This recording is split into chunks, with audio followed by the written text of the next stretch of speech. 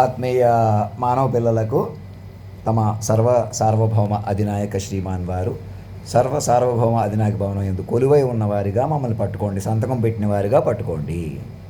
నేనే ఫ్రస్ట్రేట్గా తిడుతున్నాను, నేను ఎక్కడికో వచ్చి ఎవరినో కలుసుకోవట్లేదు, ఎప్పటి నుంచో నేనే ఇలా ఉంటున్నాను.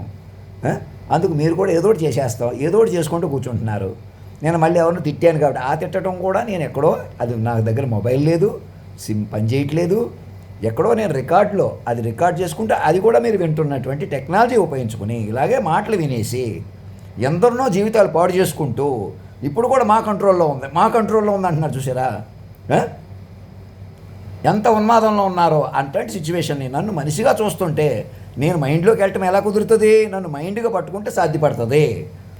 నా వల్ల ఎవరికో మనిషిగా రక్షణ వచ్చేస్తుంది, ఎవరికో మనిషిగా నేను ఏదో చేసేస్తాను, మహిమలు చేసేస్తాను. మనిషి కాదు మైండు. ఏ మైండ్ అయితే సర్వం చెప్పేదో ఆ మైండ్ పట్టుకోకపోతే నేను మనిషిగా ఫ్రస్ట్రేట్గా ఉంటాను, అటు ఇటు అవుతాను. మీకు తెలియట్లేదా? మానసిక వైద్య నిపుణులకి, మేధావులకి అందరికీ చెప్తున్నాను, ఆర్మీ ఆఫీసర్లకి అదే చెప్తున్నాను. మీకు సెకండ్ క్లాస్ ఫీస్ ఇవ్వటం కానీ మీరు అందరూ అలా మనుషులుగా ఉండిపోయేలా చేస్తుంది. అదే మాయా. అది ఎవరో ఒక చంద్రబాబు నాయుడు లాంటి వాళ్ళే చేయరు. వాళ్ళ చేతిలో పరికరాలు ఉన్న వాళ్ళు ఇరుక్కుపోయానమాట. మేమే మహారాజులం. ఒక గుడి విషయంలో దాడులు జరిగితే మాట్లాడడానికి వెళ్ళాను.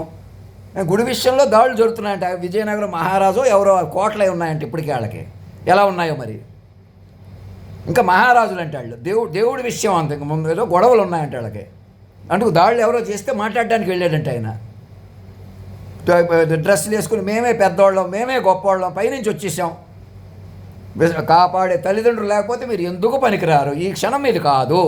నేరాలు ఘోరాలు చేయించి సీతమ్మ పిల్లలను చంపేసి ఇళ్ళు వాకిళ్ళు కాజేసిన ఆ సూర్యకుమార్ లాంటి వాళ్ళు ఎక్కడెక్కడ ఉన్నారో ఈ క్షణం అధినాయకుడికి సరెండర్ అయిపోండి ఈమెయిల్ ద్వారా. మీరు ఎవరెవరు మిమ్మల్ని రెచ్చగొడుతున్నారో.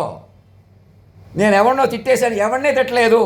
భిన్నంగా వెళ్ళిపోతుంటే, నా పట్ల నిర్లక్ష్యంగా ఉంటే, దెయ్యాలు పుట్టినట్టు ప్రవర్తించకండి రాని మనుషులందరినీ తిడుతున్నాను. మీలో ఎవడో పెద్దోడు ఉన్నాడు, ఎవడో గొప్ప ఉన్నాడు, ఎవడో లేడు. మీరు మనుషులుగా ఎప్పుడో అంతమైపోయారు. మేము సజీవంగా మారి మిమ్మల్ని సజీవంగా పట్టుకుని ఉన్నాం. అర్థమవుతుందా? మా వాళ్ళని ఉపయోగించుకుని మా వాళ్ళని మోసాలు చేసిన, నేరాలు చేయించి, రామకృష్ణ గారు లాంటి వాళ్ళు భయపడిపోయి మా నాన్నగారి గురించే మాకు చెప్పలేదంటే ఎలా భయపెట్టుకుని బతుకుతున్నారు. ఇప్పుడు కూడా కదిలేమంటే ఆయన వేసేస్తామంటున్నావు. అందుకే నువ్వు మనిషివే కదా, పిచ్చోడివే కదా, అందరూ చూశారు. 8 గంటలకి ఇలా చూసి వెంటనే రాహుల్ గాంధీని పెంచేస్తాం, రాజకీయాలు పెంచుతాం, ఎవరినో ప్రధానమంత్రిని చేసేస్తాం. మేము అలాగే ఉంటాం. నీకు ఫ్రస్ట్రేషన్ ఉంది, ప్రార్థన లేదు, నీకు అంత శక్తి ఉంటే నువ్వే వెలిగిపోతావు. మా ఇద్దరిని పట్టుకోండిరా. నిన్ను నన్ను నమ్ముకొని ప్రేమ అన్నది ఉన్నదట, నీవు నేను కలవనిదే తనకు ఉనికి లేదట అంటే అర్థం ఏంటి? మానసిక వైద్యులు ఇప్పుడు అందరూ కూర్చోండిరా. చెప్పిన మాటేనండి. చంద్రబాబు నాయుడు గారికి అందరికీ చెప్తున్నాను. అక్కడికి వస్తే చూస్తారు, ఇక్కడికి వస్తే మానేస్తారు. ఎప్పటి నుంచి ఇలాగ నాటకాలు ఆడుకుంటూ ఎవడో లొకేషన్ ఎవడో రేజ్ చేసేస్తున్నాడు, వాడు పెరిగిపోతున్నాడు, వీడు తగ్గిపోతున్నాడు. ఇదేగా అప్పటికప్పుడు ఊరుకున్నారు, ఎదురు చూస్తున్నారు. తండ్రిగా చెప్తున్నాను, తల్లిగా ఆదేశిస్తున్నాను. చిన్నప్పటి నుంచి మీరు ఎలా ఎదిగారో, కులం కొద్దీ మొఖాలు కొద్దీ మీకు ఎలాగైనా కలిసి వచ్చేస్తుంది, ఎలాగైనా ఏదో చేసేస్తారు. మాకు అదే తప్పులు ఇతరులు ఉపయోగించుకుంటాం. మాకు తెలుసు, మేమే పెద్దవాళ్ళం. మనుషులు ఎవరో పెద్దవాళ్ళు కాదు, మనుషులు ఎవరు జగద్గురువులు ఎవరో కాదు. పంతుళ్ళకి, గురువులకి అందరూ చెప్తున్నాను, మీరు అసలు మనుషులు కాదు. మాకు అన్యాయం చేశారా, ఎవరికి అన్యాయం చేశారా కూడా అది కూడా లెక్క కాదు. మనుషులకి చేస్తారు. నన్ను మనిషిగా చూస్తే ఏదైనా చేస్తారు. మనుషులుగా ఉండకండిరా, భూమి మీద మనుషులుగా ఉండకండిరా.